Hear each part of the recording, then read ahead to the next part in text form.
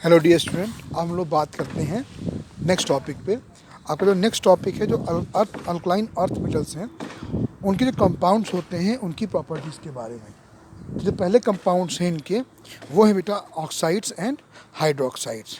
Okay, क्या होता है कि जो आपके अल्कलाइन अर्थ मेटल्स होते हैं बेटा, ये इनका जो हम बात करें इनकी वैलेंसी 2 होती है।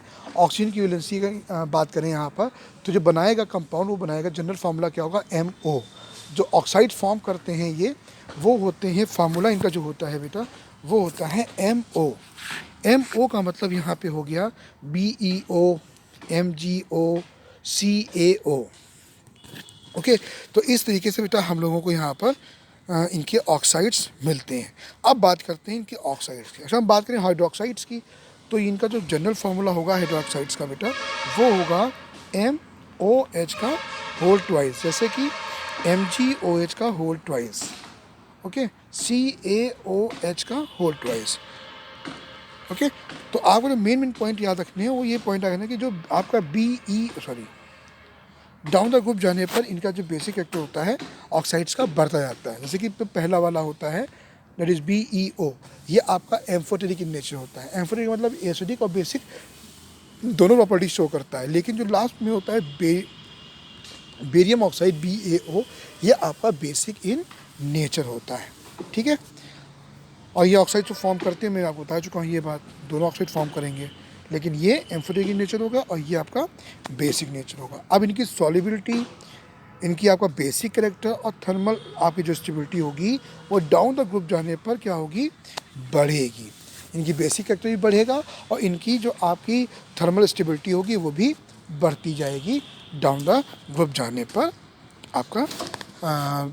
अब चूँकि BeO जो होता है बेटा ये आपका एम्फोटेरिक होता है, बट BeOH का होल ट्वाइस जो होगा वही फॉर्म करेगा, ACP फॉर्म करेगा, बट जो आपका MgOH का होल ट्वाइस है वहाँ से बेसिक कैरेक्टर स्टार्ट होता है।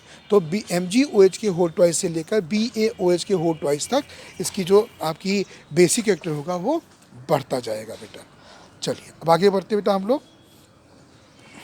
जो इनके हाइड्रोक्साइड्स होते हैं वो कुछ कम बेसिक होते हैं और लेस स्टेबल होते हैं in comparison to alkali metals. जो अल्कली मेटल्स होते हैं उनसे इनका बेसिक कैरेक्टर जो होता है वो कुछ कम होता है। और ये अल्कली मेटल हाइड्रोक्साइड कुछ, अगर हम कंपेयर करें अल्कली मेटल हाइड्रोक्साइड और अल्कली अर्थ मेटल हाइड्रोक्साइड में, तो जो अल्कली मेटल्स होंगे वो अधिक बेसिक, उनके जो हाइड्रोक्साइड्स होंगे वो अधिक बेसिक होंगे in comparison to earth alkaline metal hydroxide से। ठीक है, ये आपको हाँ ये ध्यान रखिएगा। जैसे बेरिलियम ऑक्साइड का जो आपका एम्फोटेरिक नेचर होता है, वैसे ही बेरिलियम हाइड्रोक्साइड जो होता है वो भी एम्फोटेरिक इन नेचर होता है बेटा। चलिए अब बात करते हैं आपके हम हैलाइड्स की। अब अगर हम हैलाइड्स की बात करें तो बाकी तो उसके सारे हैलाइड्स जो होते हैं बेरिलियम को छोड़कर, आपके जितने ये आपके मैग्नीशियम होते हैं, कैल्शियम आपके हैलाइड्स होते हैं, ये आयनिक इन नेचर होते हैं। लेकिन जो बेरिलियम हैलाइड होता है बेटा, चूँकि बताया था मैंने, अलग शो करते हैं, अपनी इनकी प्रॉपर्टीज़ अलग होती हैं। तो जो आपका बेरिलियम हैलाइड होता है बेटा ये आपका आयनिक ना होकर कोवेलेंट होता है और कुछ इस तरीके से चेन स्ट्रक्चर फॉर्म करते हैं। बहुत ईजी होते हैं बेटा, आपको BE करना है और उनके बीच में 2 Cl ऐसे लगा देंगे बेटा। इस टाइप के स्ट्रक्चर शो करता है बेरिलियम क्लोराइड। तो आपको क्या याद रखना है कि बेरिलियम के ऑक्साइड्स भी अलग बिहेवियर शो करते हैं। कैसे, वो एम्फोटेरिक नेचर के होते हैं। वैसे ही बेरिलियम के हैलाइड्स भी होते हैं, वो भी हल्का उनकी प्रॉपर्टी शो होती है। वो कैसे होते हैं, कोवेलेंट नेचर के होते हैं।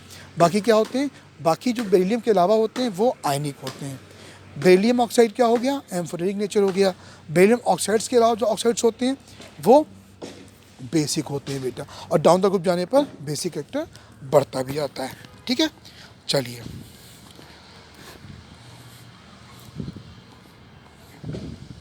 अब देखिए वेपर फेज में क्या होता है। जो आपका BeCl2 होता है ये क्लोरो ब्रिज डाइमर फॉर्म करता है।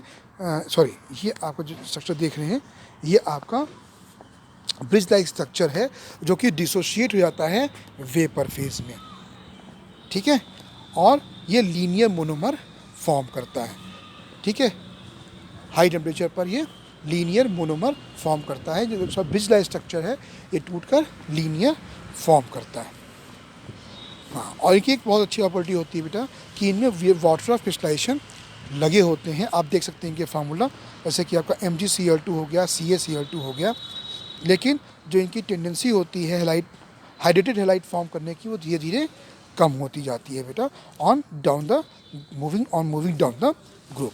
साथ में ये पॉइंट याद रखिएगा कि जो फ्लोराइड्स होते हैं ये कहाँ क्या फ्लोराइड जो होते हैं वो रिलेटिवली लेस सोल्यूबल होते हैं देन द क्लोराइड्स।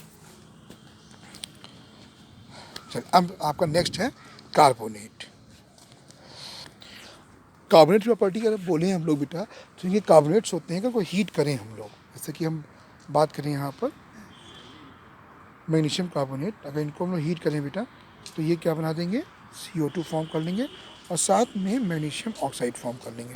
तो हम ये बोल सकते हैं कि ये ऑक्साइड्स और CO2 फॉर्म करेंगे। प्लस क्या होते हैं, ये इनसोल्यूबल होते हैं वाटर में, और इनकी जो सॉल्युबिलिटी होती है कार्बोनेट्स की वाटर में वो डिक्रीज होती जाती है on moving down the group. मतलब एटॉमिक नंबर बढ़ने के साथ इनकी सॉल्युबिलिटी भी क्या होती है, कम होती जाती है।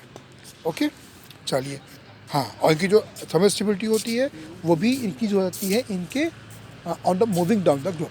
मतलब एटॉमिक साइज बढ़ने के साथ साथ इनकी थर्मल स्टेबिलिटी भी क्या होती है, बढ़ती जाती है। अब बात करते हैं हम लोग सल्फेट्स की। अब इनके सल्फेट देखे भी होंगे, कैल्शियम सल्फेट देखा होगा आप लोगों ने। तो ये वाइट होते हैं, सॉलिड होते हैं और जल्दी हीट करने पर ये डिकम्पोज नहीं होते हैं। लेकिन जो इनकी सॉल्युबिलिटी होती है वो डिक्रीज होती जाती है कैल्शियम सल्फेट से बेरियम सल्फेट के बीच में। अब बच्चों बात करते हैं नाइट्रेट्स के बारे में। जो नाइट्रेट्स होते हैं ये कैसे फॉर्म होते हैं, जब इनके कार्बोनेट्स को, इन अल्कली मेटल्स अर्थ अल्कलाइन मेटल्स के कार्बोनेट्स को जब हम लोग डाइल्यूट नाइट्रिक एसिड के साथ मिलाते हैं तो हमें क्या मिलते हैं, नाइट्रेट्स मिलते हैं। ठीक है, अब इन जो नाइट्रेट्स होते हैं ये हाइड्रेटेड होते हैं, इनमें वाटर ऑफ क्रिस्टलाइजेशन ऐड होता है। जैसे कि मैग्नीशियम नाइट्रेट में 6 मॉलिक्यूल ऑफ वाटर के क्रिस्टलाइज होते हैं, जबकि बेरियम नाइट्रेट में जो होता है ये एज एन एनहाइड्रस सॉल्ट के रूप में क्रिस्टलाइज होता है। ठीक है, लेकिन जो इनकी हाइड्रेटिंग प्रॉपर्टी है वो डिक्रीज होती जाती है with increase in size, okay, and with decrease in hydration enthalpy. ठीक है, तो ये प्रॉपर्टी आप याद ज़रूर कर लीजिएगा कि कैसे बनते हैं नाइट्रेट्स। प्लस आपको ये जरूर याद करना है एग्जाम्पल के साथ कोई भी नाइट्रेट्स के नाम with the water of crystallisation या हाइड्रेटेड नाइट्रेट्स के नाम आपको याद करने होंगे। चलिए अब ये बेटा इसको आप पढ़ लीजिएगा, इसका स्क्रीनशॉट ले लीजिए, इन दोनों प्रॉब्लम्स को आप बेटा अच्छे से पढ़ लीजिएगा। NCERT के कोई भी टॉपिक प्लीज़ मत छोड़िएगा। फिर अब देखिए नेक्स्ट टॉपिक आ गया आपका, जैसे कि वहाँ पर लिथियम का अनॉमलस बिहेवियर था, वैसे ही यहाँ पर बेरिलियम का भी अनॉमलस बिहेवियर है। इसके कुछ पॉइंट्स आपको तैयार करने पड़ेंगे। ठीक है, जैसे कि पहला बात करते हैं हम लोग, एक तो जब P ब्लॉक में आएंगे तो वहाँ पर 3 रीजन होते हैं ये दिखाने के लिए।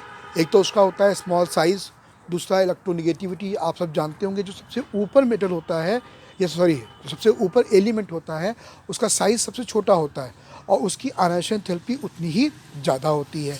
लेकिन एक प्रॉपर्टी जो P ब्लॉक के एलिमेंट में होती है इनमें नहीं होती है, वो है absence of vacant d orbitals, जिसके बारे में मैं आपको आगे P ब्लॉक एलिमेंट में पढ़ाऊंगा। इसमें आपको ये याद कर लेना है कि जो बेरिलियम होता है उसका साइज़ काफ़ी कम होता है और जो इसकी आयनाइजेशन एंथैल्पी होती है वो काफ़ी ज़्यादा होती है।